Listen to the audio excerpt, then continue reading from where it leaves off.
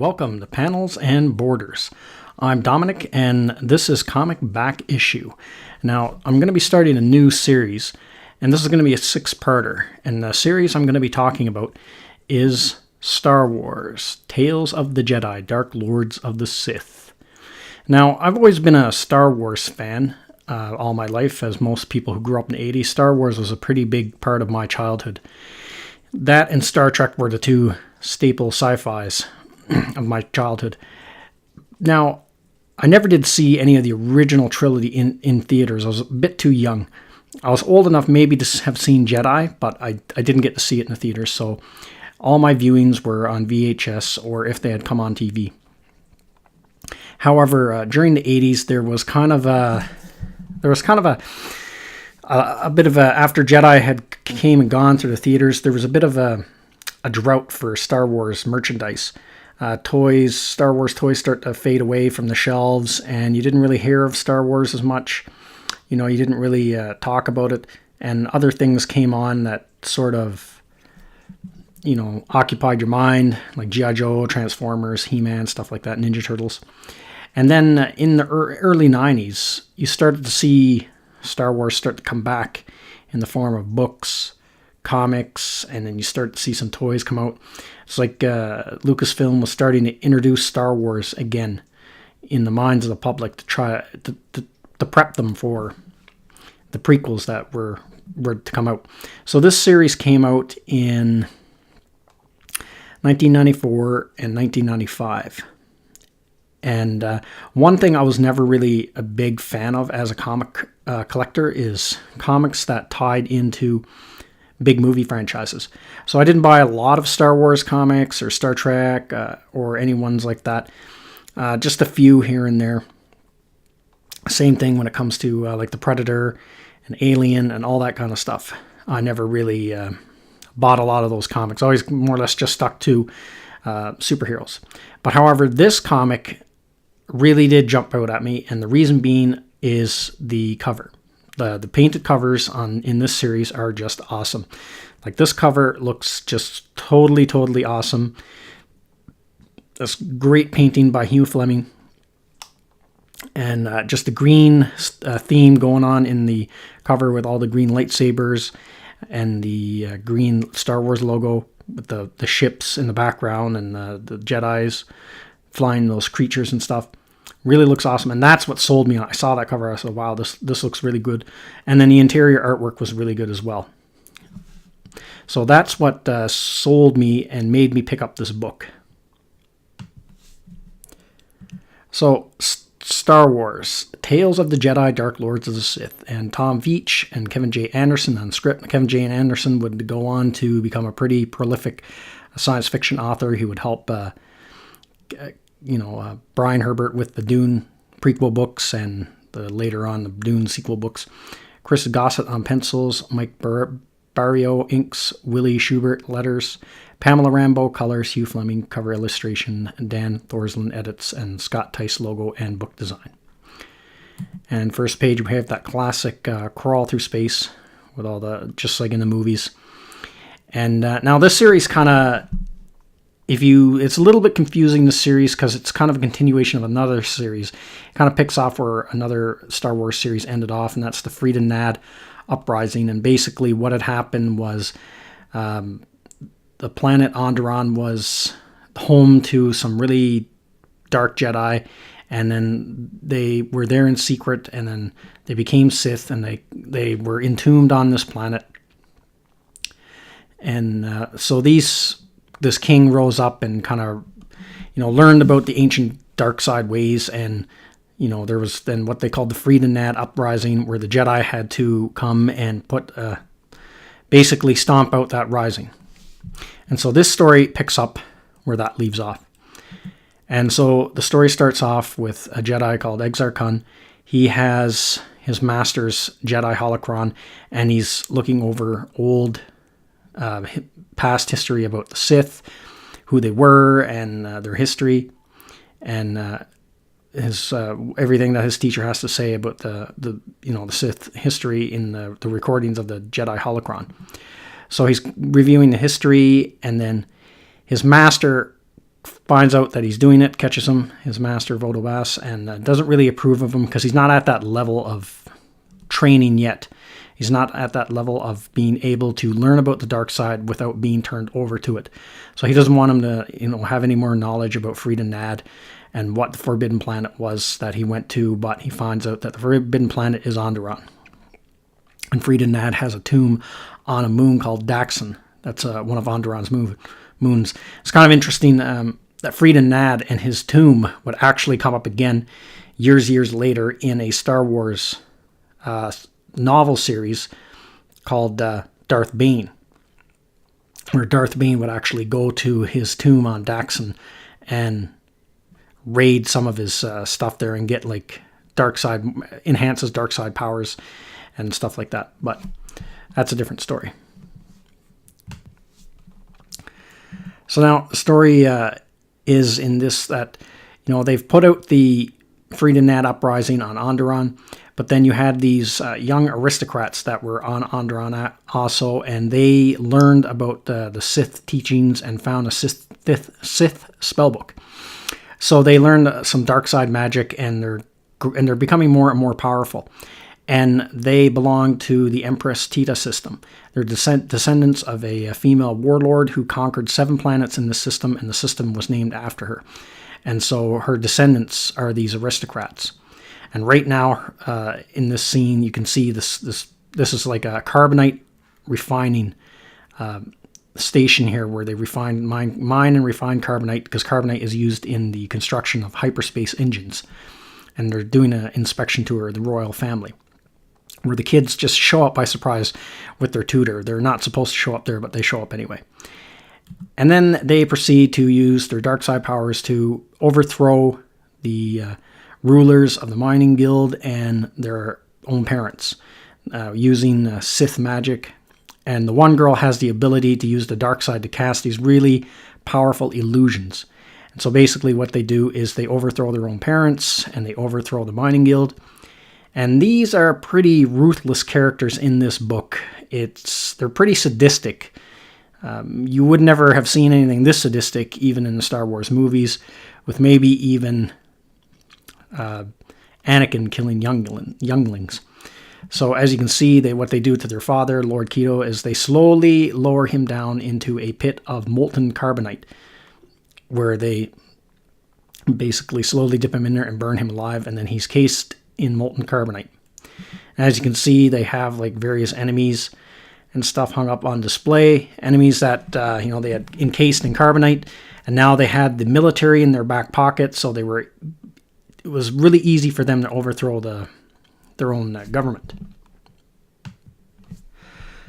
So now here we are on the planet Onderon, and we have the Jedi that stamped out the original Frida Nad uprising, and one of them is Ulic Odrama and Nomi Sunrider, and the creatures that they're riding. And actually, in this world, the Daxon moon comes close enough to the planet Onderon that their 2 atmospheres actually touch, and you can use these dragons to actually fly to the moon and back when those 2 atmospheres come in close contact.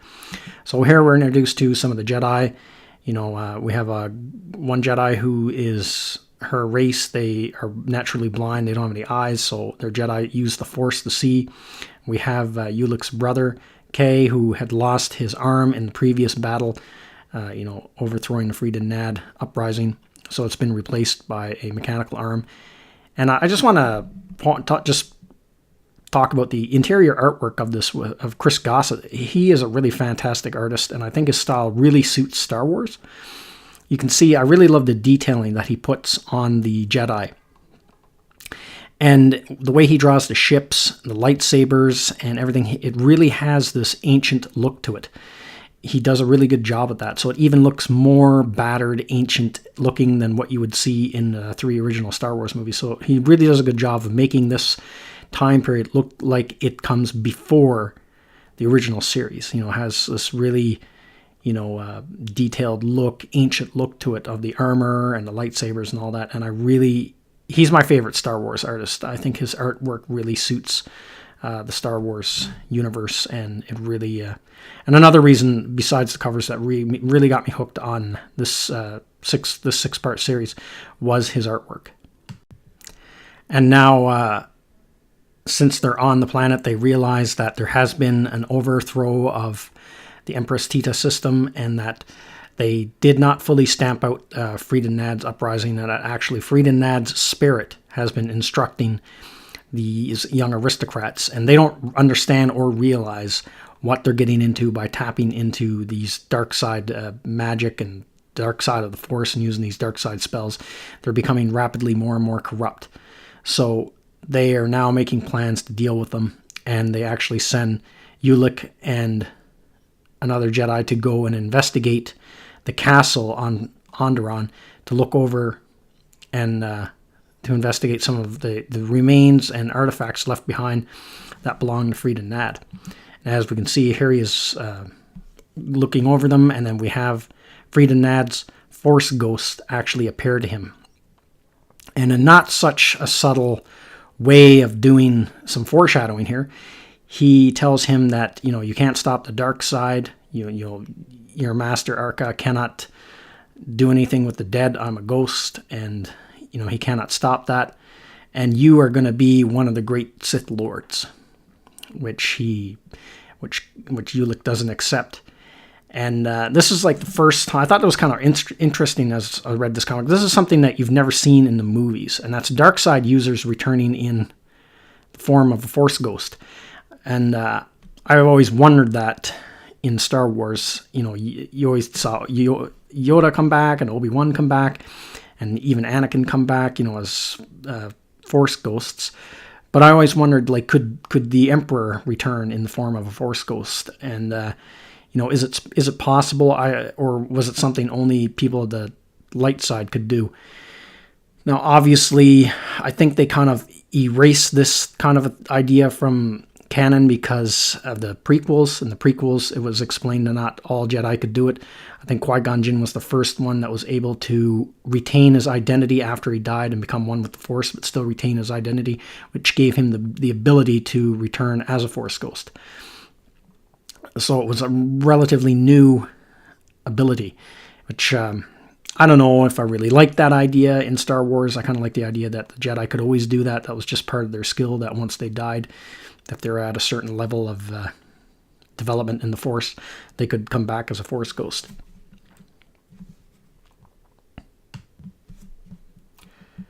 And then the story returns with Exar Kun and his master Vodo Bass, and now he's dueling with the other Jedi students here. One Jedi named Credo and another one. Actually, the Credo and the other Jedi, I guess, are lovers. So this is prequels, so Jedis could have mates and stuff, which I guess later on they kind of erase that by saying that it was forbidden to Jedi to love anyone or be in love. So Exar Kun is now dueling with this other Jedi, Credo, and Exar Kun just easily defeats him and doesn't really have any respect, as you can see from this panel. He just says, "Frankly, it is no honor to defeat you, Credo. Will is half the winning." So he thinks that Will is half the winning, he says. So it shows he doesn't really respect this Jedi, and it starts to show some arrogance on the part of Exar Kun, because he's just beat him so easy. He says, you have no will, you're not worth it. It's no honor to defeat you, because as far as Exar Kun's concerned, he's too weak. So then this other Jedi, which is Credo's lover, Sylar, or I guess it's Silvar.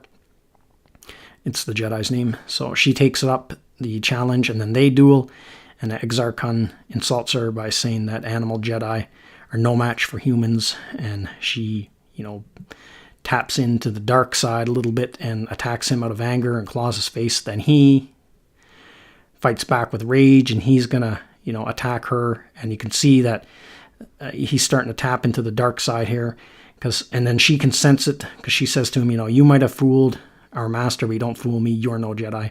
She senses something dark inside of him. And then the master stops him, and then they then decide to square off against each other.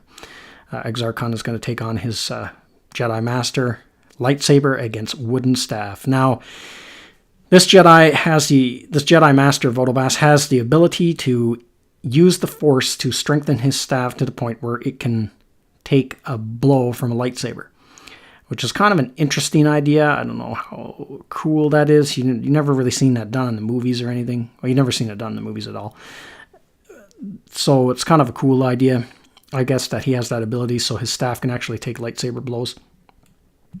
So they start dueling, and the first round here, his master beats him. Then Exar Kun uses the Force to, bring about another lightsaber to him. And then they have another battle where Exar Kun, destroys his staff with 2 lightsabers and then defeats his master. And his master says to him, well, you are one of the most formidable students I've ever had, but there is a place in your heart where no light escapes, and it's hidden even from yourself. So they're foreshadowing something's not right with this Jedi, and that he may turn to the dark side down the road. And his master, senses that. So he only replies with, "Only I know my heart, master." So that's the storyline basically of the first issue here. And so I'll just talk a little bit about the story. The story is pretty interesting. It's pretty solid. This is kind of one of my first dips into the EU as far as Star Wars is concerned. Before this, I'd never read any comics outside of maybe like 1 or 2 of the Marvel ones, but I've never read any comics, read any novels, nothing. This was my first dip outside the original trilogy into the EU.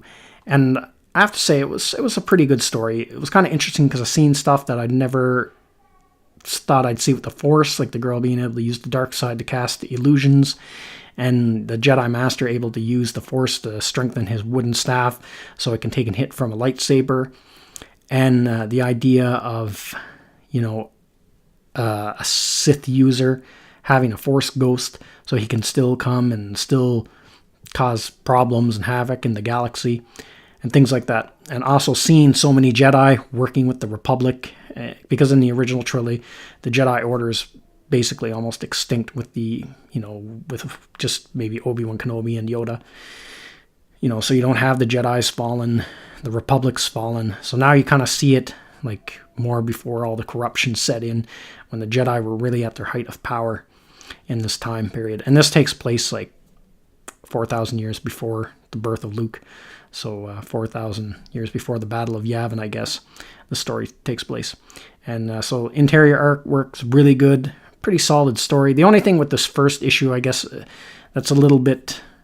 they really assume that you haven't read the previous series, Freedom Net Uprising, because there's a lot of reintroducing and setting up stuff, like this is who this Jedi is, and this is just this Jedi, and that's their background, and that's this planet and this planet. So there's a lot of like explaining what everything is and setting everything up. So that's might be a little bit tedious. So it's a lot. This issue is a lot of setting up of who everyone is and where everyone is and all that. So I think kind of once you get past this issue, the story kind of speeds up a bit more. So that's all the thoughts I have on this issue. And if you have read this, if you like the story, if you don't like the story, leave a comment and let me know. And if you like this video, give me a thumbs up. And I will see you at the next one.